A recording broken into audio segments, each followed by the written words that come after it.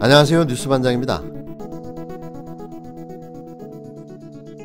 6.25 전쟁 때 주요 전투를 승리로 이끌며 한국군 최초 사성장군에 올랐던 백선엽 육군 예비역 대장이 10일 밤 11시 별세했습니다. 1920년 평안남도 강서군에서 태어난 그는 1941년 만주군 봉천군관학교를 졸업하고 만주군 소위로 임관했는데요. 특히 1943년부터는 간도 특설대로 옮겨 조국 독립을 위해 싸우는 독립군과 항일 만주군을 토벌하는 데 앞장섰습니다. 1945년 일제가 패망하자 월남에 반공주의자로 변신한 뒤 군사영어학교를 거쳐 한국군의 전신인 국방경비대에 입대하는데요. 미 군정화에서 능력을 인정받은 그는 육군 정보국장으로 재직하며 남로당 토벌과 군대 좌경인사 숙청 작업에 전력합니다. 한국 전쟁은 승승장구하던 그의 이력에 날개를 달아줬는데요. 폐색이 짙던 경북 칠곡 다부동 전투 전세를 가까스로 역전시킴으로써 자신의 이름을 알리며 인천 상륙작전 이후 평양 점령의 선봉에 서게 됩니다. 1952년 육군 참모총장에 임명됐고 1953년 사성 장군이 된 그는 1959년 합창의장을 지낸 뒤 1960년 예편하는데요. 퇴역 후 대만 대사, 주 프랑스 대사 등을 비롯해 교통부 장관, 한국종합화학공사 사장 등 외교관과 기업 등을 지냈습니다. 그러나 이런 화려한 경력으로도 친일 활동 중에 중대한 반민족 행위로 꼽히는 간도 특설대 경력을 덮을 수는 없었는데요. 그는 2009년 대통령 소속 반일 반민족행위 진상규명위원회가 선정한 친일 반민족행위 705인 명단에 이름을 올렸습니다. 이명박 정부 시절 한국전쟁 60주년을 맞아 그를 명예육군 원수로 추대할 계획이 보도되자 언론과 시민단체 그리고 학계가 그의 친일 경력을 문제 삼아 결국 무산됐는데요. 이런 그가 향년 100세로 별세한 겁니다. 좀 엉뚱한 질문을 한 가지 할까 합니다. 정의당과 대한민국 언론은 답변을 해주셨으면 하는데요. 아니 류호정 의원과 장혜영, 심상정 의원은 공식적인 입장을 밝혀주시기 바랍니다. 친일 반민족 행위자인 백선엽 씨의 조문은 하지 않겠다는 공식 입장을 말하는 건데요. 왜 이분 조문은 안 하겠다고 입장을 밝히지 않으십니까? 지난 10일 너무나도 황당하게도 누가 오라는 사람도 없었고 가라는 사람조차 없는 고 박원순 시장의 조문을 공식적으로 가지 않겠다는 입장을 밝히며 고인을 모욕하고 조롱했는데요. 그런 공식 입장은 이런 사람에게 밝혀야 옳은 거죠. 이런 자를 조문해서는 안 되지 않겠습니까? 반민족 친일 인사인 백선엽에 대한 조문은 하실 건가요? 언론들도 보도를 좀 해주십시오. 조문을 하실 건지 안 하실 건지, 그리고 대한민국 반역자이자 변절자인 그의 악행을, 그의 친일 행위를 떠들어 보시기 바랍니다. 또 미래통합당은 당 차원에서 어떠한 대책이 있는지 물어봐 줬으면 좋겠는데요. 왜 진짜 말을 해야 할 때는 침묵하는지 정말 궁금합니다. 이게 정의당과 대한민국 언론의 클래스인 건가요? 그저 한심하고 또 한심할 뿐입니다. 고인은 저와 함께 유신 시대부터 민주화운동을 해온 오랜 친구입니다.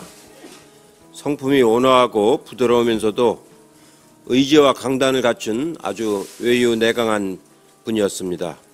민주당은 평생 동안 시민을 위해 헌신하신 고인의 삶과 명예를 기리며 고인의 가시는 길에 추모의 마음을 바칩니다. 아울러 고인이 그렇게 아끼셨던 서울시정에 공백이 없도록 각별히 챙기도록 하겠습니다. 다시 한번 고인의 명복을 빕니다. 고 박원순 서울시장의 비극적 선택에 대해서 매우 안타깝게 생각을 합니다. 큰 슬픔에 잠겨 있을 유족들에게 깊은 위로의 말씀을 드립니다. 내년 4월 7일에 우리가 겪어야 할 이제 뭐 서울시장 보궐선거라든가 부산시장 보궐선거라든가 또 경우에 따라서 또 다른 어느 한 도의 선거를 갖다가 전제로 한다면 대통령 선거에 버금가는 우리가 선거를 해야 됩니다. 미래통합당 김종인 비상대책위원장이 10일 박원순 서울시장 사망으로 내년 4월 7일 치러지는 보궐선거를 언급하며 대통령 선거에 버금가는 선거를 해야 한다고 말해 논란이 되고 있습니다. 박 시장 장례 첫날부터 정치적 계산에만 급급한 것이 아니냐는 비판이 나왔는데요. 이 늙은 노욕의 정치인의 머릿속에는 오로지 권력 쟁취라는 야욕만이 가득한 거죠. 적어도 이런 말은 상을 치르고 해야 되는 거 아닙니까? 이게 인간으로서의 도리인가요? 사람이라면 할 수 있는 언행인지 묻지 않을 수가 없습니다. 김 위원장은 당 정강정책 개정특위 세미나에서 갑작스러운 사태가 나서 말씀드리지만 내년 4월이 되면 큰 선거를 두세 군데에서 하지 않으면 안 된다며 서울시장 보궐선거나 부산시장 보궐선거나 경우에 따라서 또 다른 선거를 전제로 한다면 대통령 선거에 버금가는 선거를 해야 한다고 했는데요. 이어 그때를 대비해 정강 정책에 대한 열띤 토론을 함으로써 좋은 결실을 가져오지 않을까 생각한다고 말했습니다. 내년에 서울, 부산에서 광역단체장 선거가 치러지는 만큼 당을 쇄신해 철저히 대비하자는 취지인 건데요. 하지만 박 시장 사망 직후 별도 언급이 없이 선거 대비를 언급한 것은 신중치 못한 처신이라는 지적이 커지고 있습니다. 통합당은 이날 비대위원장 사무처 당직자 간담회를 취소하고 말을 아끼는 분위기였는데요. 주호영 원내대표는 전날 의원들에게 말조심하라는 문자를 보낸 것으로 알려졌습니다. 당 일각에선 박 시장의 성추행 의혹을 거론하는 목소리도 나오고 있는데요. 유상범 의원은 KBS 라디오에 출연해 미투 사건이 발생하면서 박 시장이 그것에 대한 책임을 지는 차원에서 아마 극단적인 선택을 하신 것 같다고 말했습니다. 주 원내대표는 얼마든지 피해자를 도울 생각이 있지만 자칫 잘못하면 2차 피해로 갈 가능성이 있어 우려스럽다며 피해자 입장이나 사실관계 파악에 따라 어떻게 할지 정하겠다고 했는데요. 박 시장 장례가 서울특별시 기관장으로 치러지는 데 대한 비판도 나왔습니다. 한기호 의원은 페이스북에 서울시민장을 반대한다며 여비서가 인생을 걸고 고발한 것에는 눈을 감느냐고 썼는데요. 이 모든 게 확증 편향 아닌가요? 어떠한 내용도 확인되거나 밝혀진 바는 없습니다. 피해자의 증언이 아니라 고소인의 주장일 뿐인 거죠.